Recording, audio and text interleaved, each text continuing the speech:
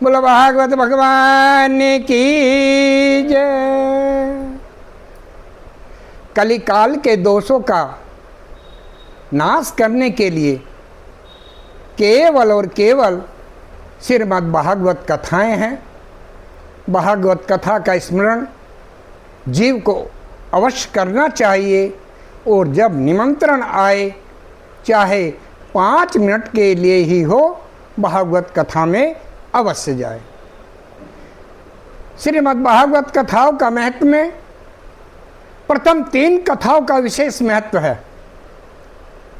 प्रथम 3 कथाएं कब हुई और किस किसने की, वो है।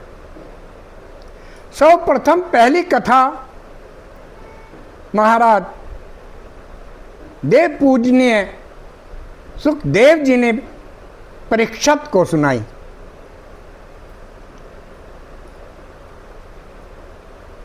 परीक्षित को ये कथा शुक्रताल में ये पहली कथा थी और कलयुग के जब 30 वर्ष निकल गए और उसके जाने के बाद, कलयुग के 30 वर्ष जाने के बाद महाराज सुखदेव जी ने ये परीक्षित को मुक्ति के लिए ये कथा सुनाई और ये भाद्र मास की शुक्ला पक्ष की 9वीं तिथि को ये सुखदेव जी ने परीक्षित जी को कथा सुनाई। ये प्रथम कथा हुई थी। दूसरी कथा परीक्षित की कथा सुनने के बाद कलयुग के 200 वर्ष और बीत जाने के बाद यह कथा आषाढ़ मास की शुक्ल पक्ष की 9वीं को गोकर्ण ने अपने भाई धुंधकारी की, जो प्रेत मुक्ति में आ गए थे, प्रेत मुक्ति से मुक्त कराने के लिए ये दूसरी कथा गोकर्ण ने अपने भाई धुंधकारी को सुनाई। और जब धुंधकारी ने प्रेत योनि में रह करके भागवत कथा में एक बास लगाया गया था उसमें गोकर्ण में, और उसमें 7 कड़ियाँ दी गई थी।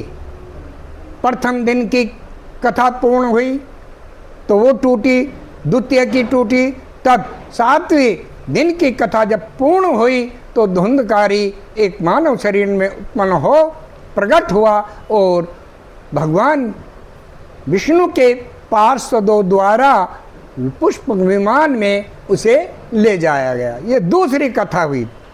ये दूसरी कथा कलियुग के 30 वर्ष बीत जाने के बाद सुखदेव जी ने कथा परीक्षित को सुनाई और उसके 200 साल और बीत जाने के बाद शुक्ल पक्ष की, आषाढ़ मास की शुक्ल पक्ष की 9वीं को गोकर्ण ने ये कथा सुनाई। तृतीय कथा सनकादि ऋषियों ने, सनंदन, सनातन, सनत कुमार जी ने नारद जी को सुनाई। ये कथा भक्ति, ज्ञान और वैराग्य के उद्धार के लिए सनकादि ऋषियों ने ये कथा सुनाई।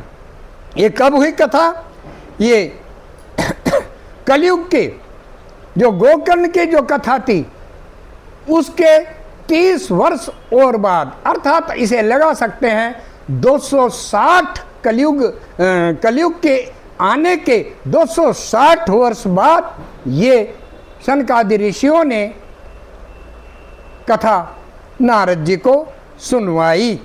ये हुई थी कार्तिक पक्ष, कार्तिक महीने की शुक्ल पक्ष के 9वीं को सनकादि ऋषियों ने भक्ति के उद्धार के लिए ये कथा सुनाई।